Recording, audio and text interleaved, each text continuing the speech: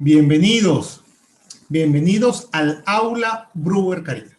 El Aula Brewer Carías es un esfuerzo conjunto de la Fundación de Estudios de Derecho Administrativo FUNEDA y Universitas Fundación, que incluso en los momentos más complejos, más difíciles, Universitas Fundación está contigo. Decíamos que una de las potestades más intensas en la esfera jurídica de los particulares es la potestad tributaria, la posibilidad que parte de tu patrimonio de alguna manera sea destinado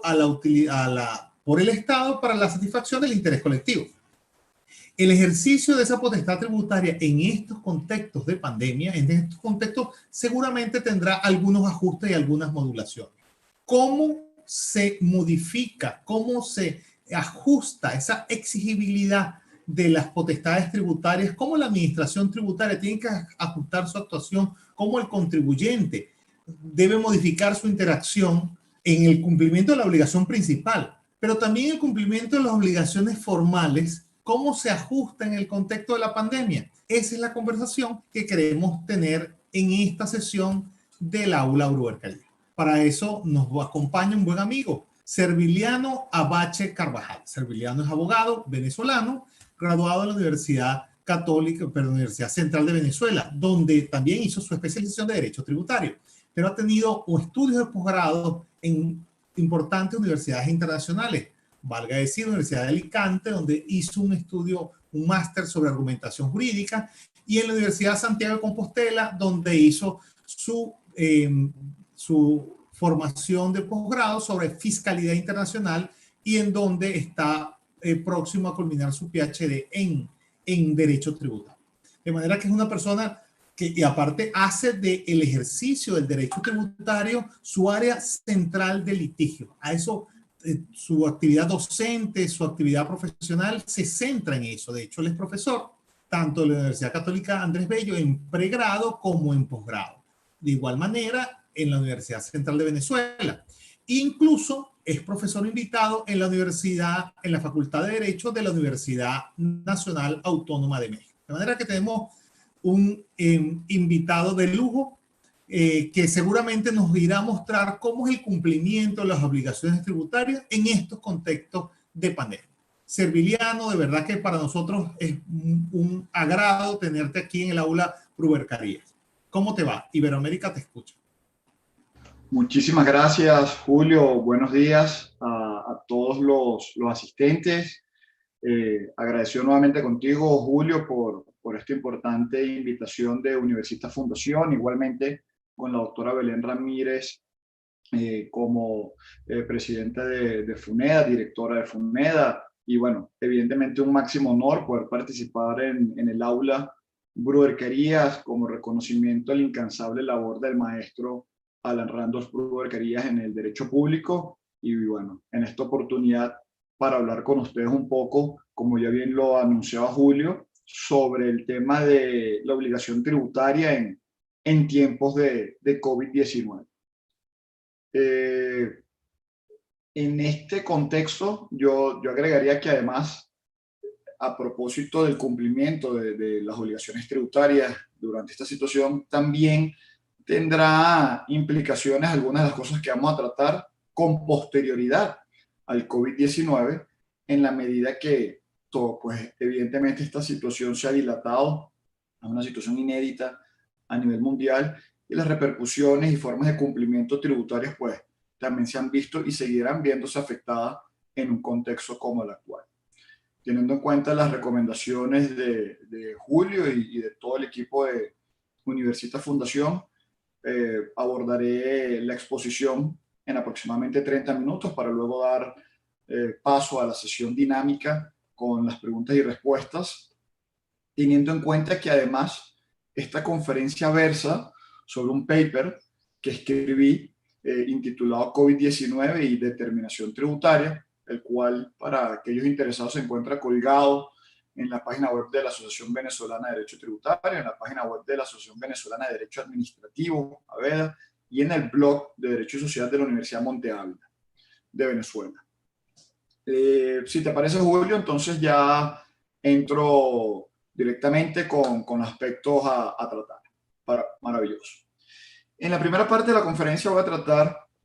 de manera bastante sintética y breve el tema correspondiente al procedimiento de determinación de la obligación tributaria, a propósito de su concepto, en qué consiste y cuáles son las modalidades en las cuales este procedimiento se puede llevar a cabo dependiendo del sujeto que la lleva a cabo, que la realiza, para aterrizar en lo que he venido a denominar, y así lo propuso en el paper que les comento, el derecho del contribuyente a que toda actuación determinativa se realice en días y horas hábiles. Y en una segunda parte de la conferencia nos vamos a centrar básicamente en dos artículos del Código Orgánico Tributario venezolano. Por un lado, el artículo 162 del Código, que establece este derecho, y por otro lado, el artículo 10 del Código, que entre otras cosas establece unas definiciones muy importantes con las cuales se va a aterrizar el posible ejercicio de este derecho en la medida que define qué se entiende por días inhábiles. Y todo esto además lo vamos a contextualizar con una serie de circulares que dicta la Superintendencia de Bancos, que en Venezuela es el ente regulador de la actividad bancaria,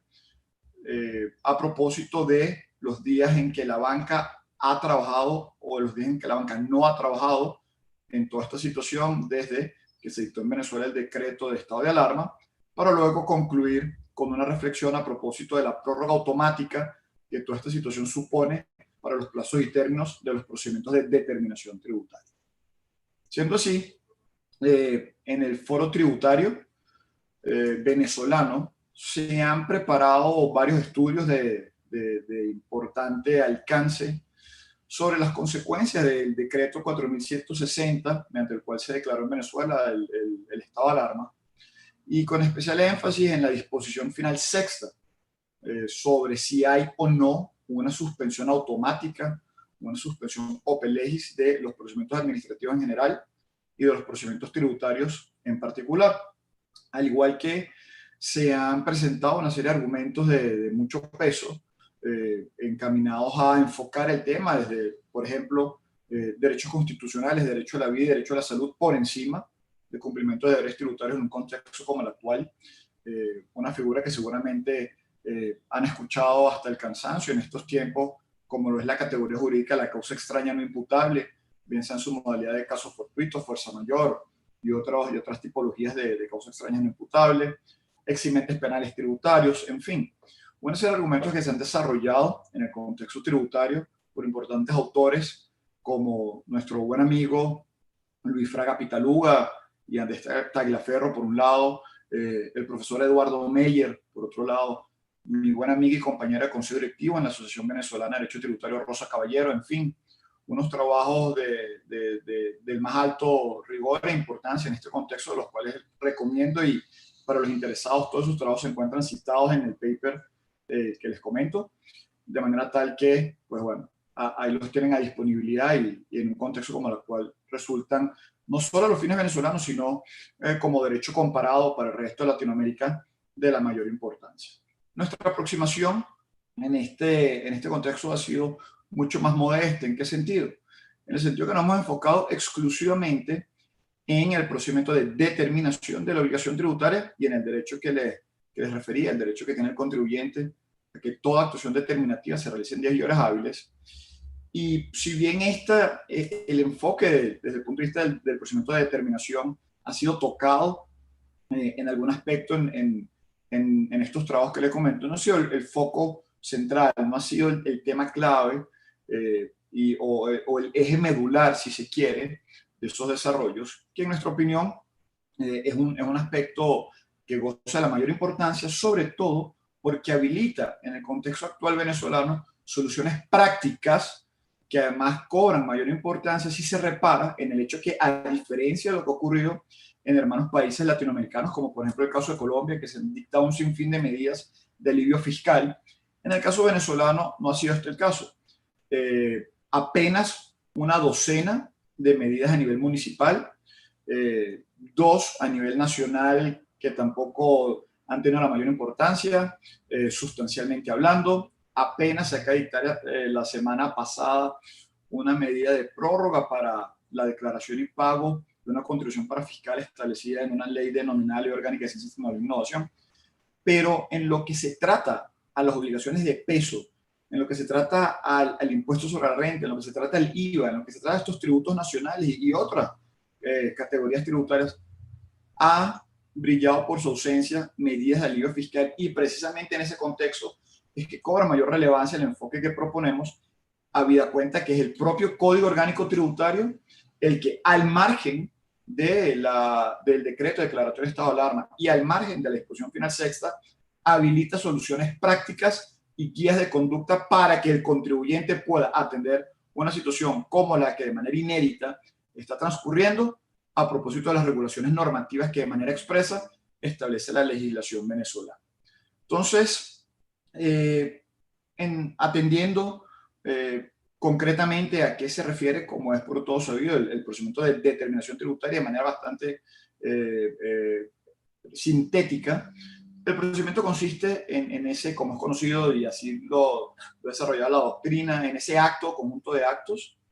que realiza bien sea el contribuyente o el sujeto pasivo, de manera mixta, el sujeto pasivo y la administración, exclusivamente la administración, inclusive el propio juez tributario, aun cuando en esta cuarta modalidad no va a entrar porque no goza la mayor relevancia a nuestros fines,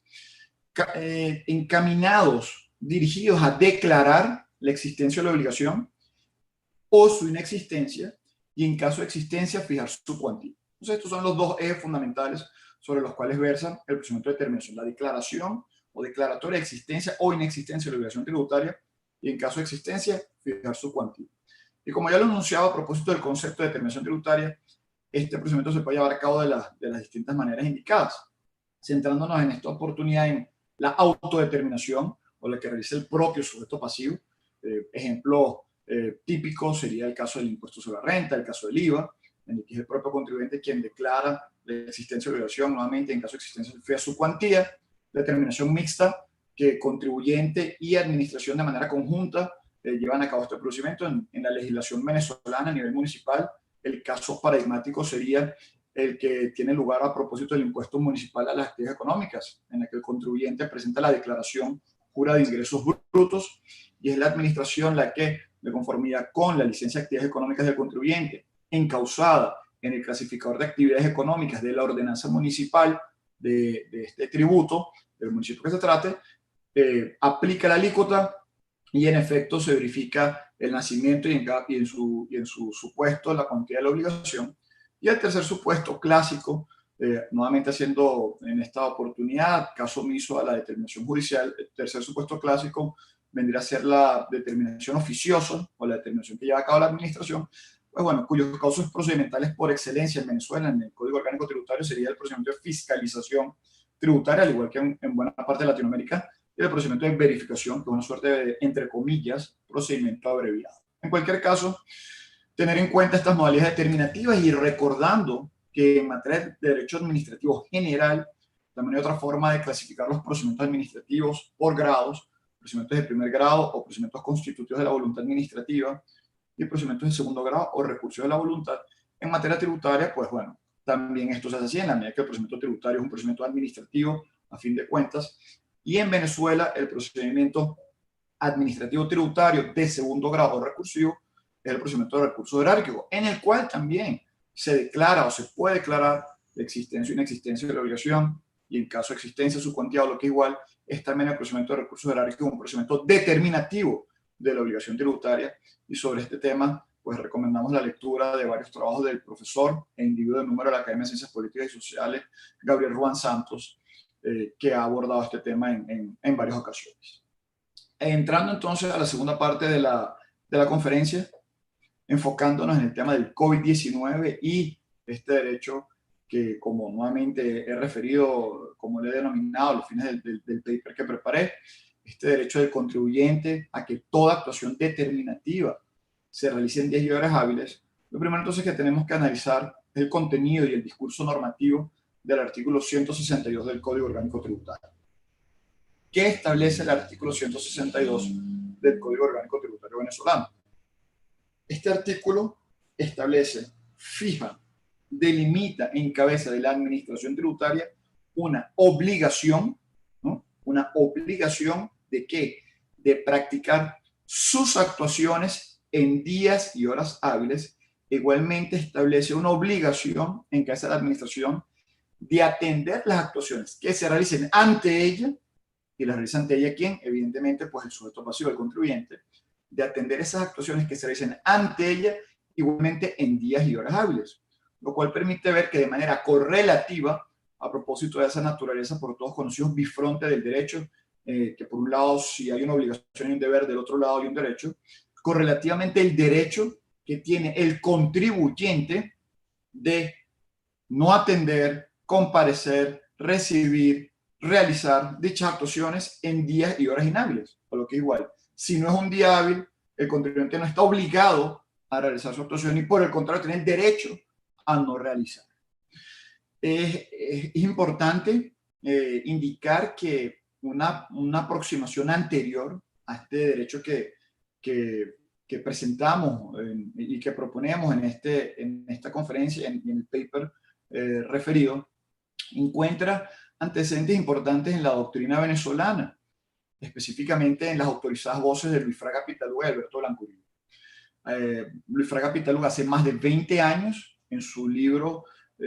hoy perfectamente vigente y de la máxima aplicación, no solo por la solidez conceptual, sino por el enfoque práctico que además tiene, intitulado La defensa del contribuyente frente a la administración tributaria, explicaba que desde una perspectiva distinta, pero igualmente valiosa a nuestros fines y como antecedente necesario, explicaba que el contribuyente tiene el deber de comparecer a la administración, pero ese deber de comparecencia solo debe verse satisfecho nuevamente en días y horas hábiles. Porque eso nos permite también, por argumento contrario, a propósito de la posición de Fraga Pitaluga, de que si el contribuyente tiene el deber de comparecer en días y horas hábiles, tiene el derecho a no comparecer en días y horas inhábiles. Y por su lado, el profesor Alberto Blanco Uribe Quintero, también en un trabajo de mayor importancia sobre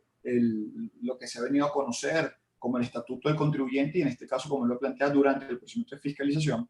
hacía referencia también a esta norma del código desde el punto de vista de un comentario y un análisis crítico sobre unas actuaciones que para el momento en que escribiera el profesor Blanco Uribe ese artículo estaba realizando la administración, que consistía en imponer medidas de clausura de establecimientos, bien sea en días o en horas inhábiles. Y a propósito entonces del discurso normativo y del contenido de este artículo del código, el profesor Alberto Blanco Uribe, pues bueno, argumentaba correctamente que esto no era posible en la medida que la administración estaba nuevamente obligada a llevar a cabo sus actuaciones en días y horas hábiles. ¿Qué establece a tenor literal el artículo 162 del Código Orgánico Tributario? Establece que, y me permito leer, cito, las actuaciones de la administración tributaria y las que se realicen ante ella deberán, cláusula deóntica obligatoria, deberán practicarse en días y horas hábiles. Entonces, en línea con lo que ya venía diciendo y para pasar al próximo artículo del código, es importante entonces tener en cuenta que si el contribuyente tiene como en efecto el derecho a que toda determinación se lleve a cabo en días y horas hábiles por parte de y para la administración tributaria, con más razón, argumento a fortiori, con más razón,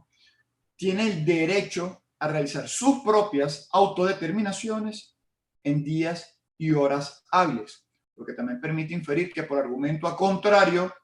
tiene el derecho a no realizarlas en días y horas inhábiles. ¿Y cuál sería una manifestación por antonomasia de una actuación de autodeterminación tributaria? Precisamente la presentación de las declaraciones impositivas en materia de impuestos sobre la renta, en materia de impuesto al valor agregado, sobre lo cual volveremos enseguida.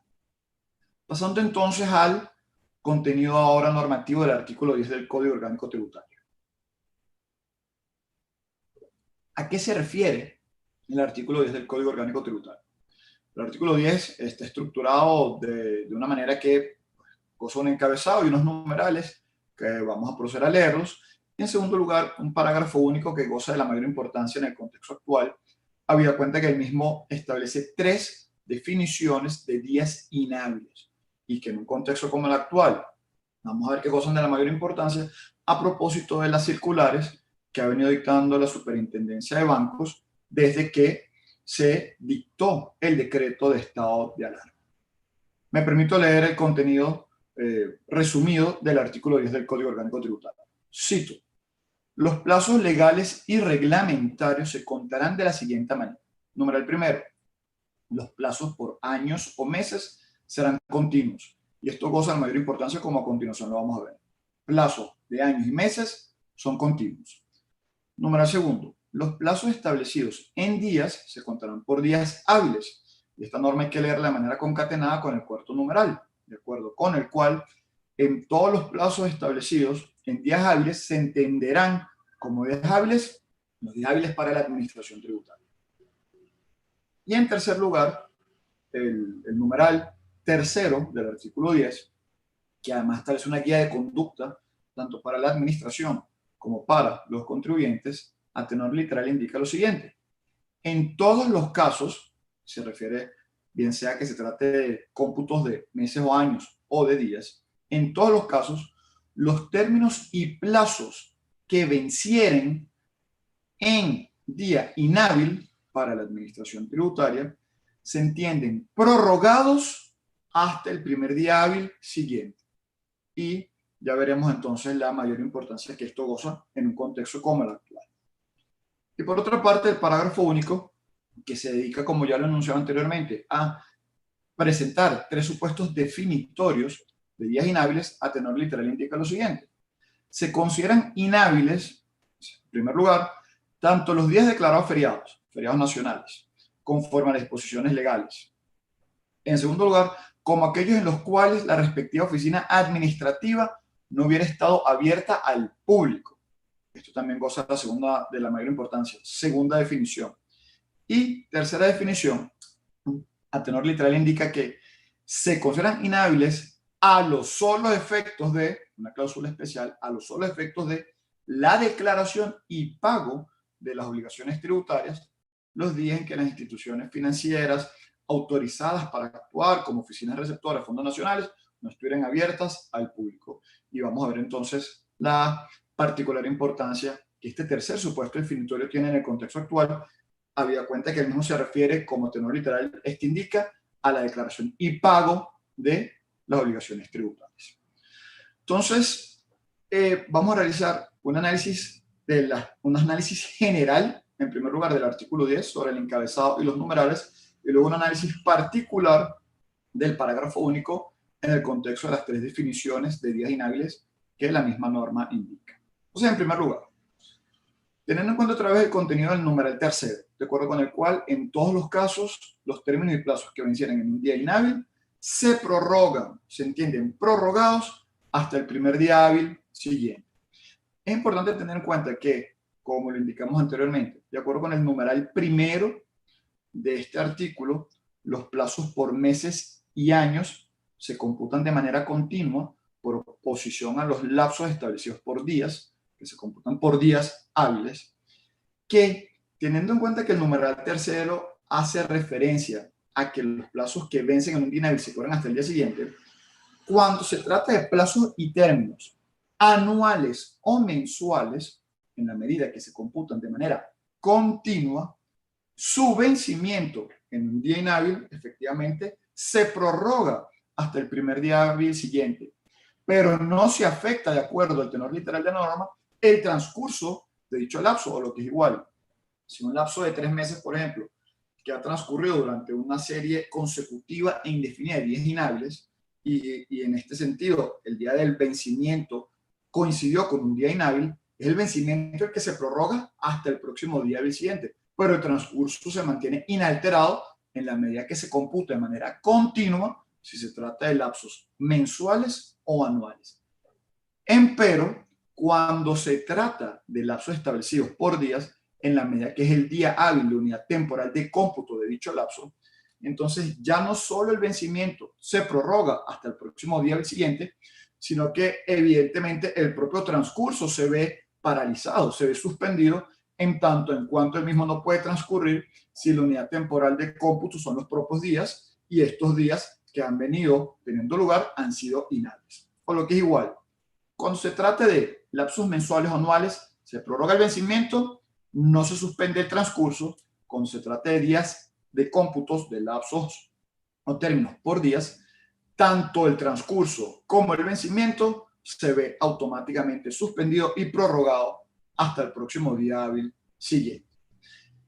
es oportuno hacer una breve precisión que evidentemente este análisis obedece a lo que dice el tenor literal del código. No obstante lo anterior, en un contexto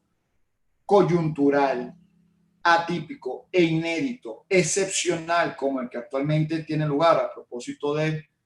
COVID-19 y la declaratoria del estado de alarma, son suficientes, sobrados y muy bien justificados los argumentos de la doctrina ya citada, encabezada por Luis Fraga Pitaluga, Andrés Tragaferro, Eduardo Meyer, Rosa Caballero, los argumentos que ellos han presentado nuevamente a propósito de derechos constitucionales por encima de deberes tributarios, causas extrañas no imputables, suspensión automática u ope legis de los procedimientos administrativos en general y tributarios en particular, o lo que igual hay otros argumentos que pueden o que están encaminados a demostrar que en un contexto como el actual, inclusive el transcurso de los lapsos establecidos por meses o años se puede ver también suspendido. Entonces, con esto pasamos al análisis particular del artículo 10, del parágrafo único del artículo 10 del Código Orgánico Tributario. Nuevamente, para refrescar, este parágrafo único establece 3 supuestos definitorios o 3 definiciones legales sobre qué se debe entender por día inhábil. En primer lugar, los días declarados feriados. En segundo lugar, los días en que la oficina de la Administración Tributaria esté cerrada o no esté abierta al público. Y en tercer lugar, los días en que la banca esté cerrada o no esté abierta al público. Entonces, ¿qué vamos a hacer en el análisis particular de esta norma? Vamos a ir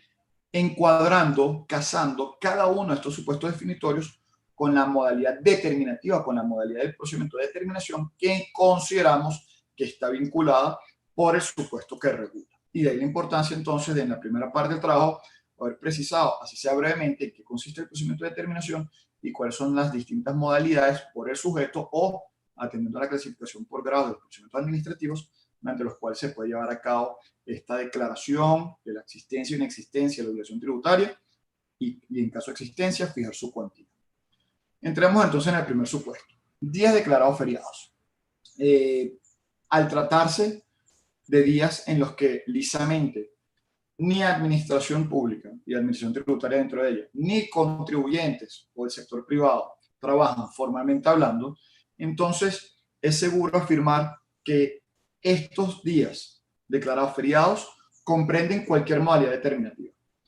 O lo que igual, en los días declarados feriados son días inhábiles a efectos de autodeterminaciones, determinaciones mixtas, determinaciones oficiosas, recursos jerárquicos, etc. En la medida que nuevamente ni sector público ni sector privado se encuentran trabajando y por vía consecuencia ni administración tributaria ni contribuyentes están operativos. ¿Esto qué significa entonces a fines de los cómputos de acuerdo a la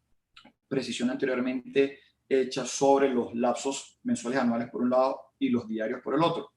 Cuando se trata entonces de cómputos en cualquiera de estas modalidades determinativas que coincidan con días inhábiles por ser declarados feriados nacionales, si son lapsos anuales o mensuales, se prorroga el vencimiento, no así el transcurso. Si son lapsos establecidos por días, tanto vencimiento como transcurso, serán suspendidos y prorrogados al próximo día del siguiente. Segundo supuesto definitorio. Los días en que la oficina administrativa, en la que la oficina de la administración tributaria se encuentre cerrada al público. Este supuesto, encuadrándolo a propósito de las modalidades determinativas, en nuestra opinión aplica a todas las modalidades, salvo la autodeterminación. En la medida que la autodeterminación, evidentemente el contribuyente, el sujeto pasivo, la puede llevar a cabo indistintamente que la oficina de la administración esté cerrada. Pero si bien esto es cierto, es también cierto que las determinaciones mixtas, las determinaciones oficiosas, los recursos jerárquicos, entre otros procedimientos determinativos que regula el Código Orgánico Tributario venezolano, no se pueden llevar a cabo, por lo menos no se pueden llevar a cabo, salvo que se pretendan llevar a cabo a espaldas del contribuyente, con todo lo que eso significa en el contexto del debido proceso, en el derecho a la defensa, artículo 49 de la Constitución venezolana. Entonces, evidentemente estos procedimientos, estas modalidades determinativas en las que participa de manera activa la administración, no se pueden llevar a cabo si la propia administración está cerrada. Si la dependencia que se trate de la administración está cerrada o no abierta al público. Y nuevamente, teniendo entonces en cuenta el contexto en el que actualmente nos encontramos, hay que reparar en lo criticable que sería que una oficina de la administración tributaria se encuentre abierta por el riesgo de contagio que ello supone, por la escalada que recientemente ha tenido a nivel mundial en buena parte de los países,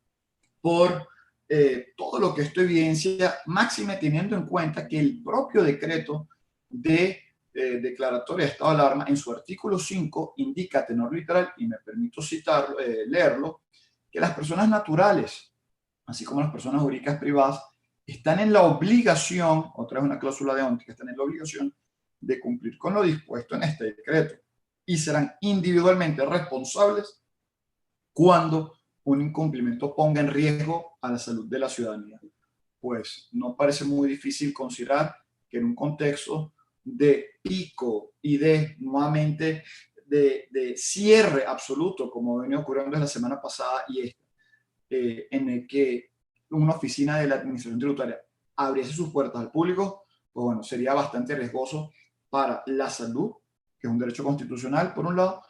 y más importante aún, y con consecuencias insalvables en unos casos para el derecho a la vida de los individuos en una situación de pandemia como la actual. De manera tal que, aun cuando a tenor literal del código, si la oficina de la administración estuviese abierta al público, se computaría como un día hábil, nuevamente a fines de determinaciones mixtas, determinaciones de oficio y determinaciones recursivas. Esto también podrá ser analizado desde el punto de vista de los derechos constitucionales, otra vez por encima de deberes tributarios y todo lo anteriormente referido sobre la doctrina ya citada. Pasando entonces al tercer supuesto, en los cuales se entiende que estamos frente a un día inhábil cuando las oficinas de las instituciones financieras autorizadas para recibir los pagos, para recibir los fondos, los pagos y transferencias de tributos, cuando la banca esté cerrada al público, también se entiende que es un día inhábil.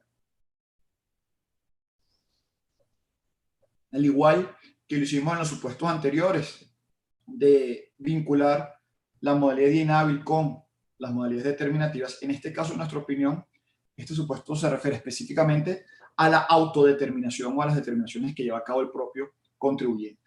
En tanto en cuanto del propio discurso normativo de este tercer supuesto definitorio se indica que a los solos efectos, un supuesto especial, a los solos efectos de la declaración y pago de las obligaciones tributarias. ¿Y cuál es la modalidad determinativa en la que naturalmente se lleva a cabo por el contribuyente la declaración y pago de la obligación tributaria? Pues la autodeterminación. Además que cuando se hace referencia a la declaración y pago, también inclina o guía el entendimiento que hace referencia a la presentación de la declaración. Y la declaración como acto mediante el cual, nuevamente, se indica si hay o no hay obligación y si la hay, se fija la cuantía, pues no es otra cosa que una manifestación de determinación por parte del sujeto pasivo, por parte del contribuyente, o lo que es igual, es una manifestación de autodeterminación.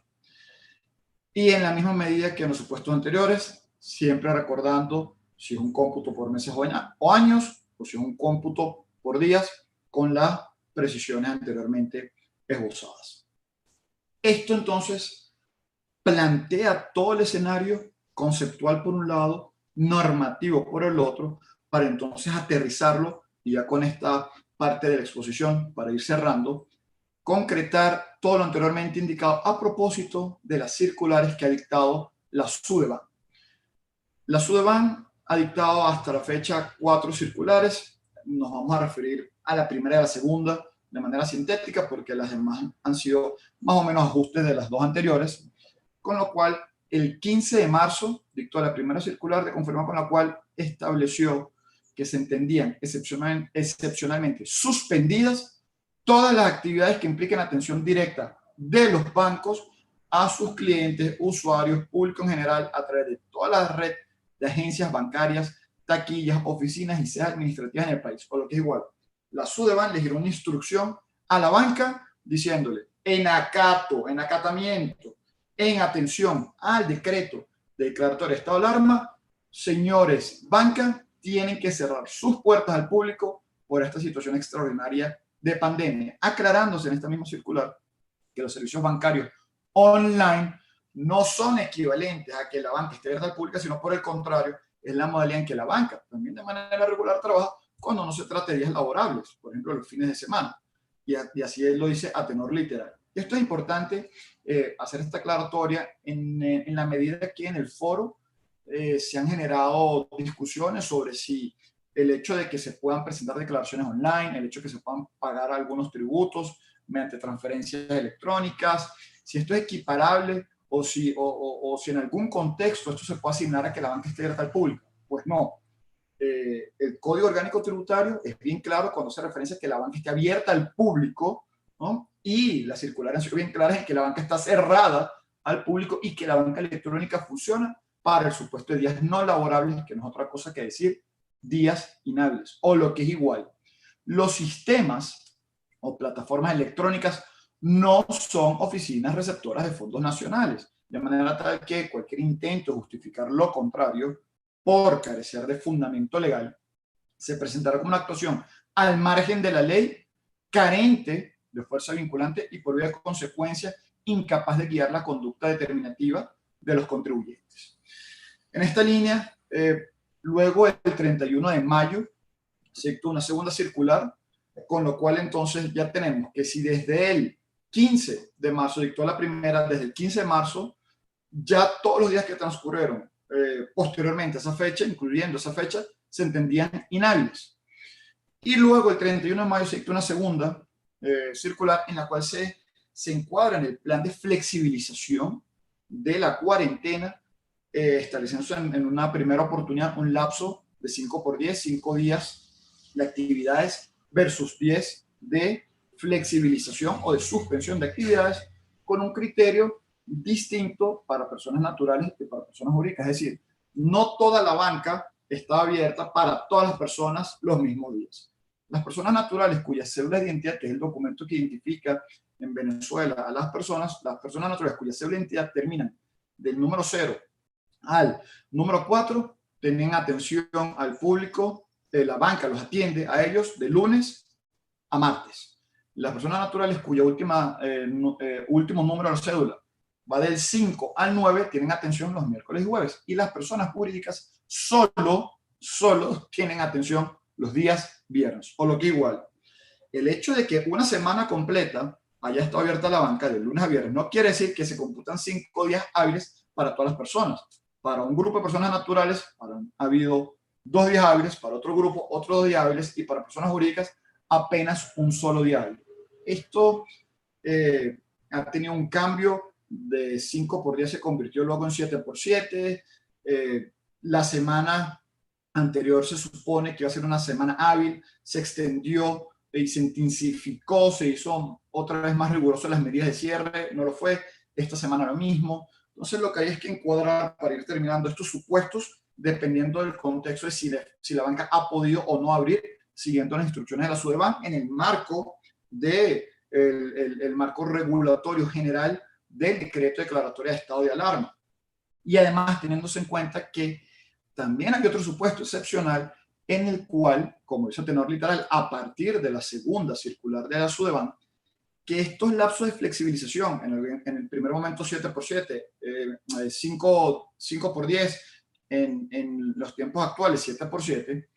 no serán aplicables en aquellas zonas del país donde se han mantenido la rigurosidad de las medidas. Por lo que igual, en esos lugares, en esas zonas, tampoco se puede entender que han transcurrido días hábiles para las actuaciones de autodeterminación o declaraciones tributarias en materia de impuestos sobre la renta o en materia de IVA. Todo esto entonces habilita una conclusión general para ya entonces terminar, que en lo que se refiere a los procedimientos de determinación mixta, determinación oficiosa y determinaciones recursivas, se entienden que todos los lapsos están automáticamente prorrogados hasta el primer día hábil siguiente, en la medida que la oficina esté cerrada al público, con la precisión hecha y la distinción analítica entre lapsos mensuales y anuales por oposición a lapsos diarios, mientras que para el caso de los procedimientos de autodeterminación, nuevamente declaraciones de impuestos sobre la renta, IVA y cualquier tributo que se autodetermine, todos los plazos están automáticamente prorrogados y estuvieron automáticamente prorrogados desde el 15 de marzo hasta el primer día del siguiente para el primer grupo de personas naturales, de acuerdo a su último número de cédula, fue el lunes 1 de junio, para el segundo grupo fue el miércoles 3 de junio, y para las personas jurídicas fue el viernes 5 de junio, hecha excepción nuevamente de las zonas donde se han mantenido las medidas, y este cómputo simplemente hay que seguirlo en las semanas subsiguientes en la medida que hayan habido algunos días hábiles para determinadas personas. Corolario lógico de todo lo anterior: tampoco se causan, no se pueden causar intereses moratorios en tanto accesorios de la obligación principal si no se ha incumplido porque no sea exigible la obligación principal, ni tampoco son aplicables sanciones como manifestación del ius puniendi del Estado ante la inexistencia, no hay falta o retardo en este contexto en el cumplimiento de las obligaciones tributarias, dado el estado de prórroga automática de los plazos y términos de los procedimientos de determinación en las formas anteriormente precisadas. Por su atención, muchísimas gracias. Hasta acá dejo la exposición. Julio, cuando quieras podemos abrir los micrófonos para la sesión dinámica de preguntas y respuestas. Muchísimas gracias. Gracias, Serviliano. Aquí hay algunas intervenciones que vale la pena hacer referencia. Antes de eso, publicamos ya sea en la sección chat, si estás aquí en aula virtual, como en la sección comentarios, si estás viendo este video en YouTube, está el link, el enlace para descargar el paper que hacía referencia a Serviliano desde la página de la Asociación Venezolana de Derecho Tributario, donde está un análisis de todas las reformas que se generaron en este primer trimestre en Venezuela y que creo que es un contexto importante para compaginar con esta videoconferencia de las personas que nos acompañan aquí en YouTube. Vemos que está el profesor Iván López, de manera que a quien le mandamos un saludo, nos acompaña desde YouTube. Y vamos a ver las preguntas que van surgiendo aquí. Tenemos una pregunta que nos llega desde YouTube. La hace Alessandra Rodríguez. Indica lo siguiente: ¿cómo el establecimiento de mecanismos de infogobierno, declaraciones en línea,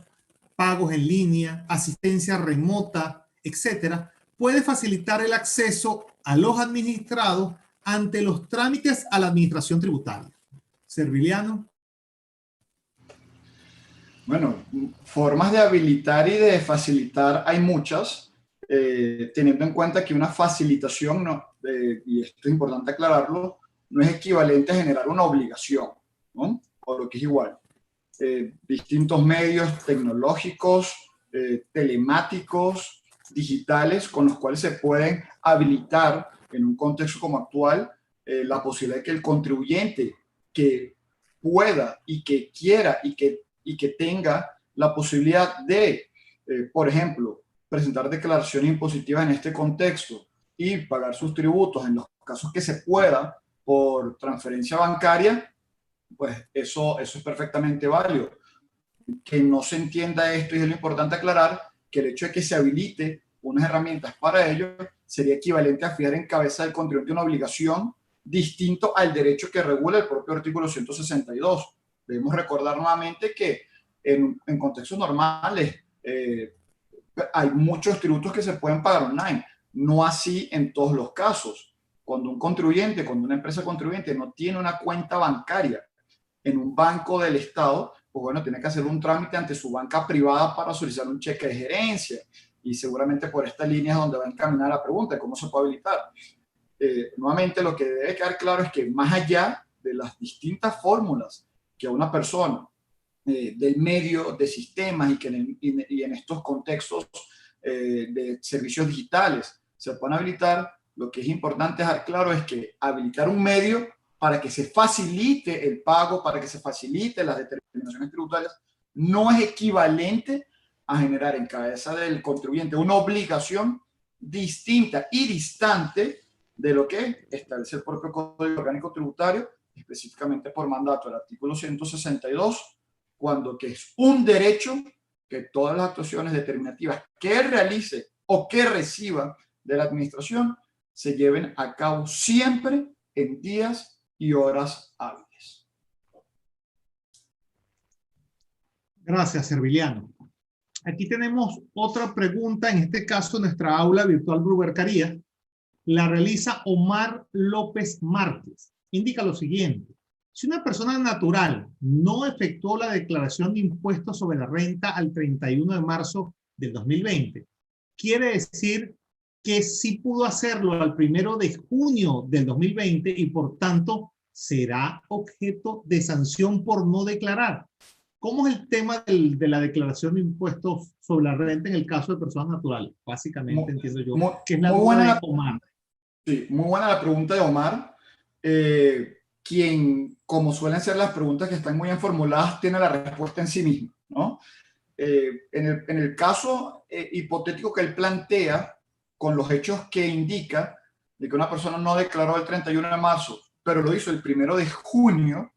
y teniendo en cuenta que en efecto haya sido una persona natural cuya cédula termina del 0 al 4, eso significa, Omar, como tú mismo lo planteas, que esa persona declaró en el tiempo hábil correspondiente, en la medida que fue el lunes 1 de junio, el primer día hábil siguiente desde el 15 de marzo, en la que empezó el transcurso de días inhábiles de manera ininterrumpida hasta ese día, a propósito del primer contexto de flexibilización con la emisión de la segunda circular de la SUDEBAN. O lo que es igual, presentó su declaración en concreto en tiempo hábil y por vía de consecuencia no es pasible de sanciones y tampoco se pueden causar intereses moratorios en la medida que, cumpliendo a tenor literal lo que es el artículo 162 por un lado, la tercera definición de día inhábil del parágrafo único del artículo 10 por el otro, y todo esto concretado con las primeras dos circulares de la SUDEBAN, la actuación del contribuyente fue perfectamente apegada a derecho y por vía de consecuencia una actuación ajustada y nada sancionable en ningún contexto. Gracias, Serviliano. Francia Muñoz decía que cómo está el SENIAT fiscalizando actualmente, como si nada está pasando, indica ella, y cómo queda el contribuyente si no tiene a dónde recurrir. Tema de fiscalización y tema de recursos que tiene el contribuyente ante una actuación que considera dañosa o gravosa para él. Perfecto, muy buena pregunta, gracias Francis por la pregunta. Esta es una pregunta que en eventos anteriores ha salido a colación. Inclusive me han llegado noticias en este tipo de eventos y también por dos clientes en particular de la oficina que no solo la administración ha actuado como si no estuviese ocurriendo nada y ha pretendido fiscalizar como que si no ocurrió nada, sino que inclusive ha omitido severamente el procedimiento legalmente establecido, había cuenta que ni siquiera ha notificado a la provincia administrativa autorizatoria de inicio formal de la fiscalización, sino que entra directamente con una serie de requerimientos virtuales, online, que es lo que yo he denominado en el pasado, en algunas otras investigaciones que he hecho, requerimientos extra procedimentales o lo que igual al margen del procedimiento legalmente establecido, y con todo lo que esto supone como vicio de nulidad absoluta, de conforme con el artículo 19.4 y 250.4 de la LOPE y el Código respectivamente, en tanto son procedimientos sustanciados al margen del procedimiento legalmente establecido, por un lado, y también del 19.1 y 250.1, LOPE y Código otra vez, porque se están haciendo en violación de normas legales y constitucionales. ¿Qué es lo que ocurre? Evidentemente, reparando otra vez en la línea discursiva de la exposición y en el segundo supuesto de día inhábil, de conforme con el cual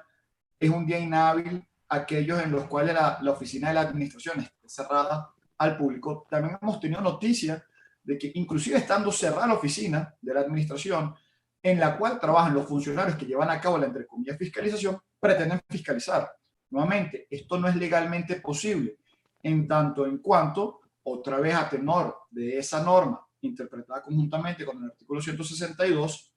la administración está obligada, y por eso es que a la norma se referencia que deberán, una cláusula de que está obligada a llevar a cabo sus actuaciones en días y horas hábiles. Pero además de eso, partamos del supuesto de que en efecto sí está abierta la oficina de la administración. Pues entonces aquí vienen los otros argumentos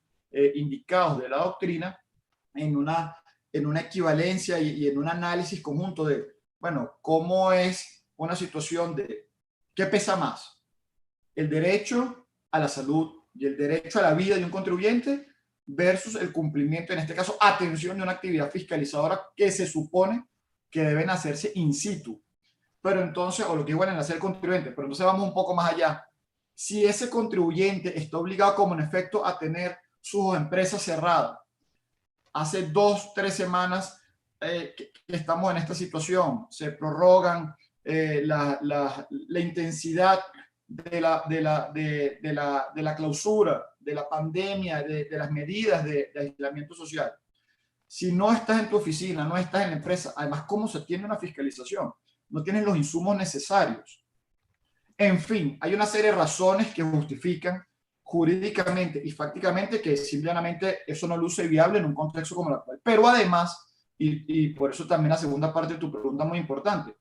¿cómo te defiendes si los tribunales están cerrados por instrucciones del Tribunal Supremo de Justicia? La jurisdicción contencioso tributaria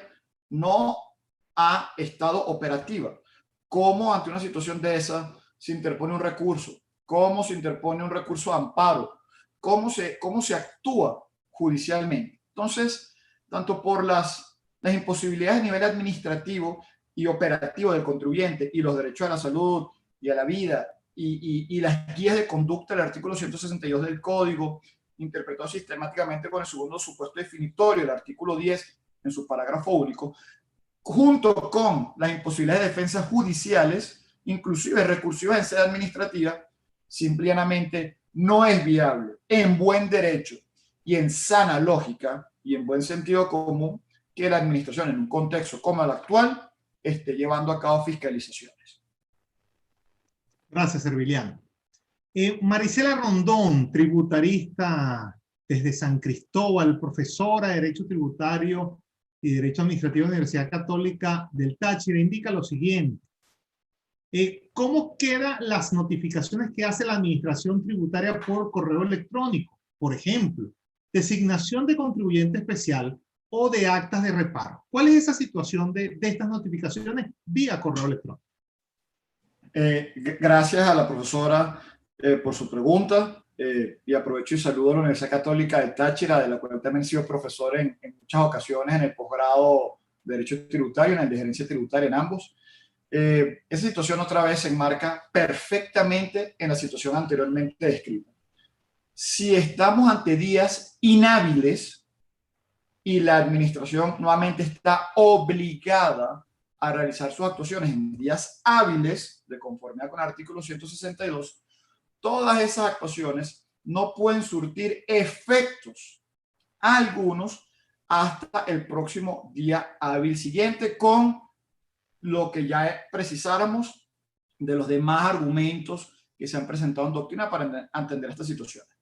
Ahora bien, teniendo en cuenta que entre los ejemplos se habló de la notificación de un acta de reparo, vamos a suponer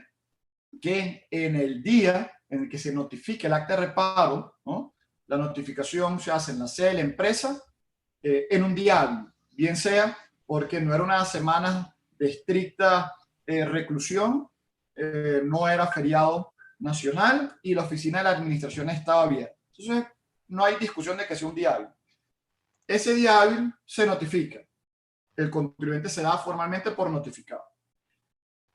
El cómputo, por ejemplo, para bien sea allanarse de 15 días hábiles o bien sea para presentar descargos en principio de 25 días hábiles y sin tomar en cuenta las nuevas regulaciones de la reforma del 2020 y sin tomar en cuenta el caso específico de precios de transferencia. Tomemos el lapso normal de 25 días más 15 de allanamiento. Estamos hablando de números redondos de 40 días hábiles.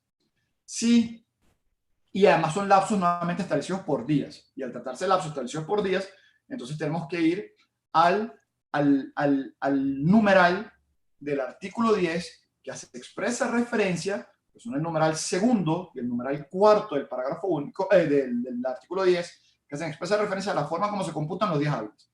Si el día en que se notifica el acta fiscal es un día hábil y el próximo día también lo fue hábil, bueno, ha transcurrido un día. Todos los próximos días que transcurran son inhábiles, ya no solo no es que el vencimiento se corre hasta el día hábil siguiente, en la medida que es un cómputo establecido en la unidad temporal de días, sino que el propio transcurso del lapso se encuentra paralizado, está suspendido, o lo que es igual. Ese lapso de 40 días hábiles se computará en el mejor de los casos, y como venía ocurriendo en las semanas siguientes, un día a la semana, quizás 2 a la semana. Una semana sí, una semana 2, o lo que es igual, hay que aplicar entonces todas las nociones anteriores del artículo 162, del artículo 10, para este caso puntual, el numeral segundo y el numeral cuarto, y hacer el cómputo para que de aquí a que transcurran los 40 días hábiles, entonces se puedan llevar a cabo las actuaciones que he dicho sea de paso, y aprovecho para indicar un punto que cuando no forma parte en sentido estricto de la pregunta, siempre es oportuno recordarlo. El lapso de descargos no es un lapso fatal, ni un lapso de caducidad, o un lapso de caducidad, o lo que es igual. La indicación que hace el Código Orgánico Tributario, que pareciera que fue un lapso fatal, ha sido en doctrina ampliamente debatido y discutido, que es un lapso estimatorio, en la medida que, al tratarse de un procedimiento constitutivo de la voluntad administrativa o de primer grado, ¿no?, para el contribuyente es un lapso referencial, no así para la administración. O lo que es igual, estando en la administración guiada por el principio inquisitivo y teniendo que buscar la verdad material o la verdad real y no la verdad procedimental, el contribuyente puede, después del, entre comillas, vencimiento que no es tal, de los 25 días del descargo, bien sea ampliar el descargo, presentar más pruebas, etcétera, etcétera, por imposición y aplicación de los principios que guían el procedimiento administrativo general aplicado al procedimiento tributario especial, de los principios de no perentoriedad y no preclusividad, por razón del principio de informalidad de los lapsos de los procedimientos administrativos. Siempre es importante recordar esto. Sobre esto hay bastante doctrina que se ha escrito, y en una situación excepcional como esta, en la que además son escasos los días hábiles, nos podemos imaginar que esos 40 días a los que estamos haciendo referencia, más la posibilidad de presentarlo fuera del formal, entre comillas, vencimiento de los 25 días del descargo, pues tanto más se alarga la situación en un contexto apegado a derecho. Por aquí el profesor Iván López dice: saludos servilianos, excelente ponencia. Por otro lado, aquí en nuestra aula virtual Bruber Carías saludamos la presencia del individuo de número, profesor Gabriel Rúa Santos, de manera que es un honor contar con su presencia aquí en el aula Bruber Carías. Tenemos una pregunta de Víctor Jiménez desde España. Dice: hola a todos desde España. ¿Qué experiencias conoce en derecho comparado, por un lado, para facilitar el acceso de los ciudadanos a los trámites y operaciones ante la administración tributaria, y por el otro, segundo, para no paralizar el ejercicio de la potestad tributaria? ¿Qué conoce usted, qué experiencias que otros países han hecho en derecho comparado, cosas para facilitar las dos dimensiones del problema? Ok, gracias, Jesús. Bueno, gracias por la pregunta desde España. Bueno, primero saludos al buen amigo Iván, que nos mandó saludos, y a mi querido y admirado profesor Gabriel Ruán Santos por acompañarnos, quien, bueno, es una referencia en todos estos temas, y como lo indiqué durante la conferencia, su trabajo sobre la función de determinación, publicado en el libro Estudios del Código 2001, es de obligatoria lectura. En la experiencia comparada hemos tenido noticias de aplicaciones excepcionales, muy en la línea de una de las primeras preguntas que nos hicieron, sobre habilitaciones online de facilidades de pago, acceso y tramitación de otros aspectos tributarios distintos a la determinación. Por ejemplo, renovaciones de licencias, actualizaciones de lo que sería en el caso venezolano de RIF, de identificación fiscal, o lo que es igual, una serie también de deberes formales que debe cumplir el contribuyente. Entonces, se han dado una serie de habilitaciones por sistemas digitales para, precisamente, procurando y salvaguardando la salud, tanto no solo del contribuyente, sino de los propios funcionarios de la administración tributaria, la salud y la eventual vida de ellos. Entonces, que se puedan seguir haciendo ciertas actuaciones, y oído al tambor con esto, ciertas actuaciones, ¿no?, que sea un derecho del contribuyente hacerlas, no así una obligación. O lo que es igual, se han habilitado sistemas para que el contribuyente, si está interesado y no detenga su funcionamiento desde un punto de vista fiscal, sustancial o formalmente hablando, ante la administración, y pueda hacerlo de esta manera si así escoge o decide hacerlo, pero que no esto se revierta en situaciones como la abordando una de las primeras preguntas, de que se genere una obligación en casa del contribuyente por razón de que se esté estableciendo una medida de facilitación o una suerte de alivio, de medidas de alivio, y otra vez vinculando con las medidas típicas de alivio fiscal, prórrogas, aplazamientos, etcétera. Pero en cualquier caso, de lo que hemos podido tener noticias de habilitaciones online, inclusive casos bien interesantes han tenido lugar en Estados Unidos ante los tribunales, por aquello de que la justicia no se puede detener o no se debe detener, inclusive en contextos como los actuales. Entonces, presentar que eso sería una habilitación también como un derecho del contribuyente, vinculando esta pregunta con otra. ¿Cómo se defiende un contribuyente en un contexto como este, ante una medida, ante una fiscalización, una eventual medida que adopte una administración tributaria nacional, municipal, parafiscal? ¿Cómo se puede defender al contribuyente? Bueno, en otras jurisdicciones, caso concreto Estados Unidos, se han habilitado la presentación, que ya por cierto se han habilitado desde hace algún tiempo y ahorita han cobrado mayor peso, de presentación de recursos online para que la justicia no se detenga, para que el contribuyente pueda ejercer la tutela judicial, pueda ejercer su derecho a la tutela judicial efectiva y en definitiva pueda ejercer su derecho a la defensa en un contexto como el actual. Gracias. Veamos aquí. Y eso me conecta mucho con la regulación de infogobierno, donde la utilización de los mecanismos electrónicos es una opción. O sea, siempre para el administrado, tanto en la regulación de infogobierno local venezolana, como en la normativa, en la Declaración Iberoamericana sobre normas de infogobierno, el administrado siempre tiene la opción de ir a la oficina física de la administración pública, siempre es un derecho, u optar por los mecanismos de infogobierno. Si no, sería un mecanismo de una situación de infoexclusión, o sea, para prevenir el tema de infoexclusión. De manera que te pediría, Serviliano, que pienses, nos regales un último minuto, después de haberte tomado el tiempo para contestar todas las preguntas e intervenciones, nos regales un último minuto, una idea final con que le puedas regalar a tu audiencia del Aula Bruber Carías. De todo mi agradecimiento por su asistencia. Sin estos tipos de eventos en los contextos como los que estamos viviendo, pues sería bastante difícil la comunicación, o por lo menos este tipo de conferencias que normalmente siempre se han hecho en persona. A modo de idea final o de cierre, si se quiere reflexión final, me gustaría invitar no solo a los contribuyentes, que en buena medida tienen esto claro, sino a las administraciones tributarias latinoamericanas en general, venezolana en particular, de las distintas administraciones tributarias nacionales, municipales, parafiscales, que siempre se tenga en cuenta que el Estado de Derecho gira sobre una serie de pilares que le sirven de fundamento para elevarse, y uno de ellos es precisamente el respeto de los derechos individuales, y en este contexto particular, el respeto a los derechos de los contribuyentes. Que si ya en situaciones normales, siempre hay que tenerlos presentes, hay que tenerlos vigentes, y que buena parte de esos derechos además gozan de la cualidad de calificar formalmente como derechos humanos, con más razón en una situación excepcional, inédita en el mundo que estamos viviendo, en el contexto de esta lamentable pandemia del COVID-19,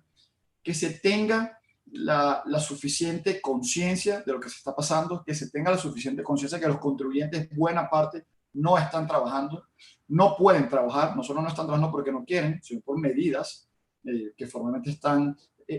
impiden en pro de la salud y de la vida de las personas que no se trabajen.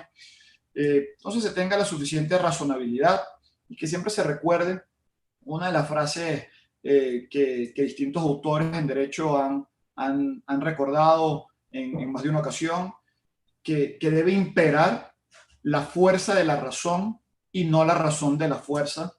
en contextos normales, y con mayor razón en contextos excepcionales e inéditos como la situación que nos aqueje, a propósito del siempre presente y vigente Carta de Derechos del Contribuyente. Gracias, Serviliano, por tu exposición. Gracias por tomarte el tiempo a hacer una cuidadosa, darle respuesta a todas las interrogantes. Bueno, amigos, recuerden que el Aula Bruber Carías es un esfuerzo conjunto de la Fundación de Estudios de Derecho Administrativo, FUNEDA, especialmente de su presidenta, la profesora Belén Ramírez Landaeta, y de Universitas Fundación.